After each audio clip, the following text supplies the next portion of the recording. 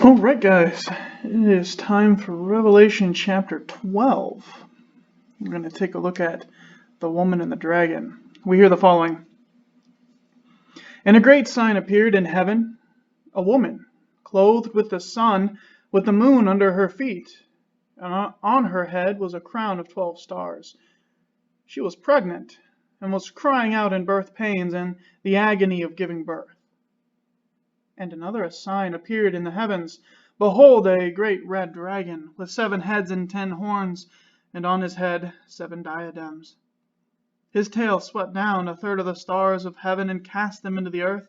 And the dragon stood before the woman who was about to give birth, so that when she bore her child he might devour it. And she gave birth to a male child, one who is to rule all the nations with a rod of iron. But her child was caught up to God and to his throne.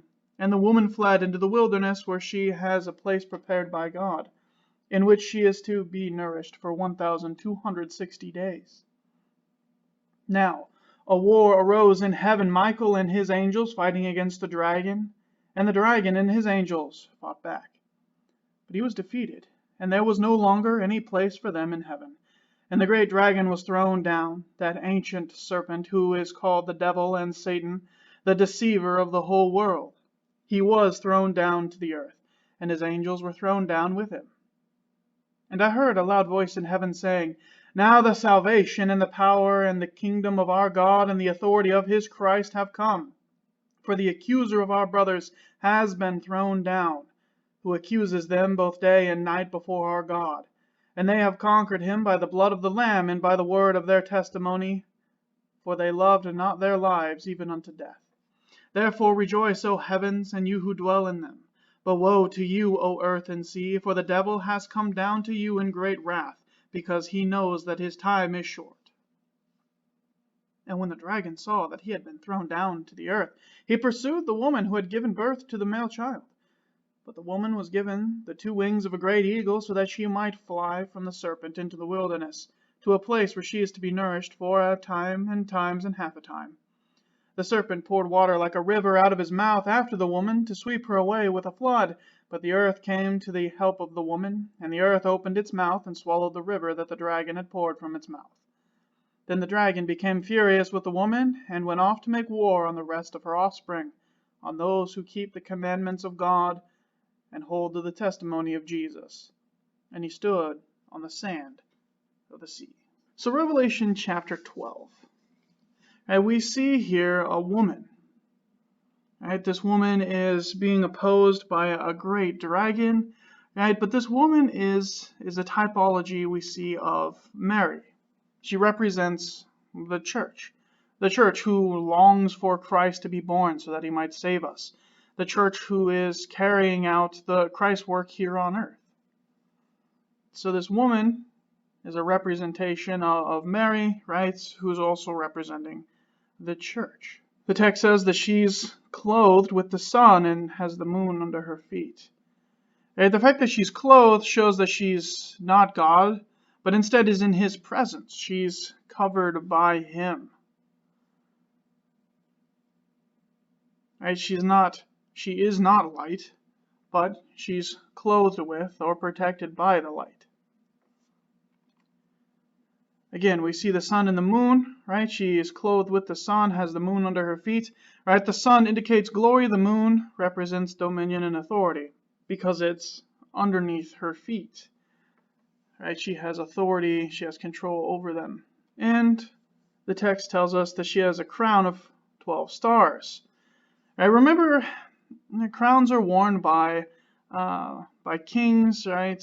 So you have this idea of power, you have this idea of control. But also keep in mind that in ancient times, crowns were also given as victory in a contest. And so what we see here, right, is that these 12 stars represent the Old Testament tribes, and then later on, after the birth of the child, it also represents the New Testament apostles. Again, think about what we were talking about in previous chapters about the 24 elders.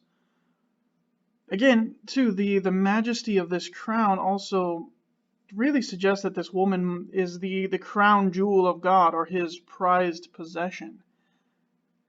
We're going to see a little later on how it is that Christ is coming back for his bride, the church.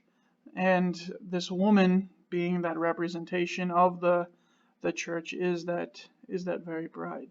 So fighting against her, right, we have the dragon. Right, remember the dragon is described as being red. Remember the color red from the Red Rider. It represents bloodshed and violence. Right, the dragon is a symbol for evil, and this is a well-known symbol. It even makes its way into Greek mythology. In Greek mythology, the goddess Leto is pursued by the dragon Python.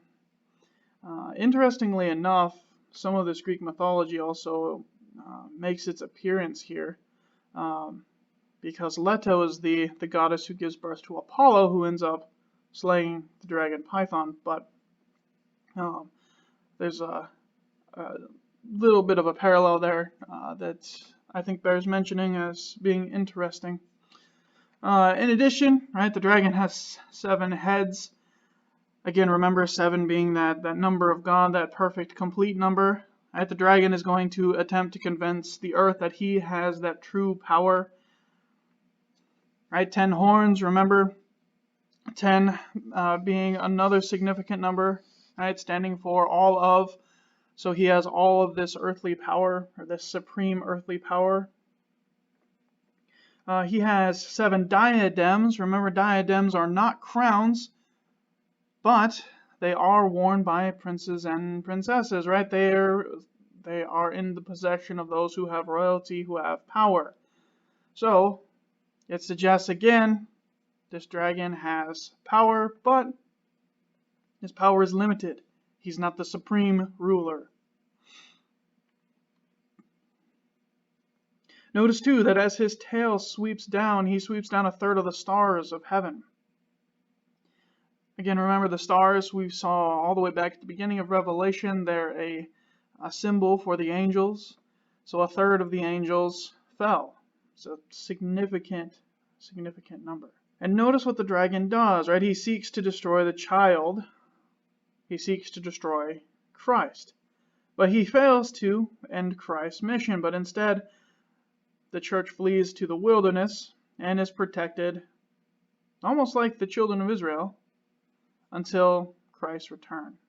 Also, one other thing too that's interesting, right? Notice this woman is nourished in the wilderness for 1,260 years, right? She's nourished there for 3.5 years. Remember, we saw this before. This just means that she's there for a very short time. And then we see a change of pace, right? John is taken to another portion of his vision, and he sees Michael fighting against Satan, right? Remember, before Christ's victory, Satan attempted to stand before God as our advocate. He was the lawyer in the worst possible way, because he stood before God and tried to condemn us. You can think of Job and Zechariah. Right? Remember at the beginning of Job, Satan goes to God and he's like, "Hey, yeah, remember, look at that Job guy. He's so great. But tell you what, if you let me attack him, if you take away your protection of him, he's not going to be yours for very long."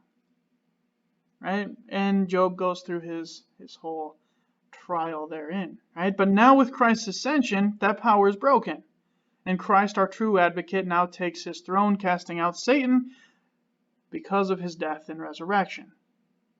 So what we see here with this great battle between Michael and Satan is that Satan is struggling to keep his throne, but he can't stand against Christ. He can't stand against those who are doing Christ's work, right? In this case, Michael and his angels. And so we see the fall of the dragon, right? Notice we have a loud voice who proclaims the finality of the victory of the Lamb. Heaven has been secured, right? The battle is over, but there's still some skirmishes, there's still some small fights left to go, and those take place here on earth.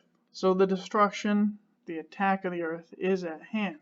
So then John sees, Right? The dragon pursue the woman. Remember the church from before. Again, the church is persecuted, but not destroyed. Notice again how the text makes mention of this, right? She's persecuted for time and half a time. Remember I told you previously, and you'll see it here again, right? This is 3.5 years, 42 months, 1,260 days. It's all the same timeline. It's the period that we're in now, though. And this is the message for you and I. Right? The persecution of the woman that we see here in this portion of the text, in the second portion where the dragon is making war on her and her offspring, that's the time that we're in right now, waiting for the resurrection of all the saints on the last day. So the serpent tries to destroy the church with persecution. But notice that God even uses the earth to defend his church. What I find really curious about this, right? The text says that the serpent pours a river from his mouth after the woman to sweep her away, but the earth comes to the aid of the woman, opens up its mouth, swallowing that great flood. And it really stuck in my mind. If you take a look back into the Old Testament, as the children of Israel are wandering around in the wilderness, there's a portion in chapter 16 where there's some dissension in the ranks, and any of you who have studied the Old Testament remember that the children of Israel regularly, as they're wandering in the wilderness, spoke out against God.